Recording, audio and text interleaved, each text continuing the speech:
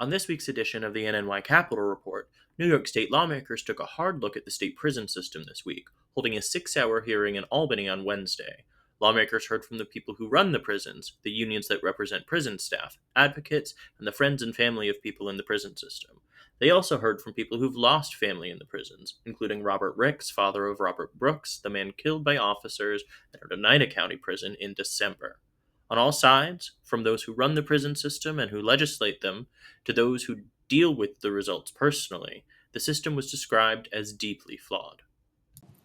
The truth is, I wish we did not have to be here to talk about how our state collectively has failed to protect many New Yorkers who find themselves in state custody. I wish we did not have to bring urgent attention to the fact that over the past 5 to 6 months, 2 young men who were in the custody of New York State, Robert Brooks and Messiah Nantwi, were violently murdered by correction staff who felt so emboldened by a culture of impunity that they decided to take both of these young men's lives. As a result of the illegal wildcat strike, incarcerated people were locked in their cells 24 hours a day, days on end, without hot water, showers, or basic cleaning or hygiene supplies. People were denied toilet paper, with one person noting, "When we ran out of toilet paper and we went to the CO on duty, he told us, 'No more. Use your hands and the water from the toilet.'"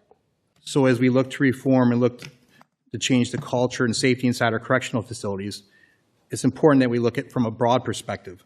One such area that I've been talking about and many of my colleagues have is the rising level of violence inside our correctional facilities, especially incarcerated individual assaults on staff and incarcerated individuals assaults on other incarcerated individuals.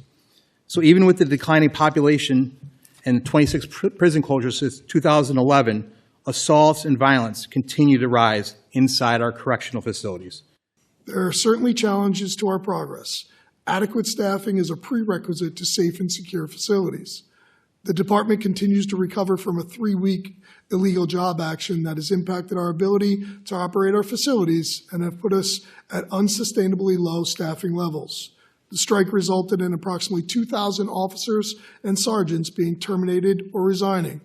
Much of the work we had begun on institutional reform was unfortunately stalled during the illegal job action and resulting state of emergency.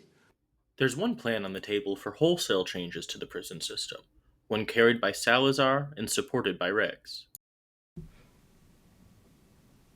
I want to call your attention to the Robert Brooks Agenda for Justice, which is being distributed today.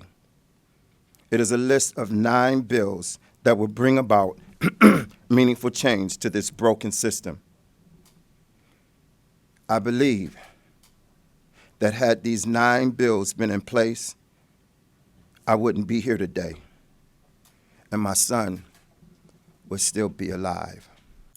The package of 9 bills carried by Senator Salazar includes the Dock's Discipline Bill, which aims to lay out more specific disciplinary practices for when COs break the law, an expansion to the State Commission on Correction, a boost to the oversight power of the Correctional Association of New York, a bill to require stricter surveillance requirements at both prisons and county jails, plus a bill to more explicitly require the parole board to release people eligible for parole, the Second Look Act that requires people in prison for more than 10 years get a judicial review of their sentences, and a bill focused on improving conditions for pregnant women in prison.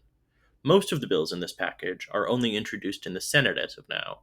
They're largely supported by Democrats. It's not clear if there's a path to passage for them this year. From the Watertown Daily Times Albany Bureau, I'm Alex Galt.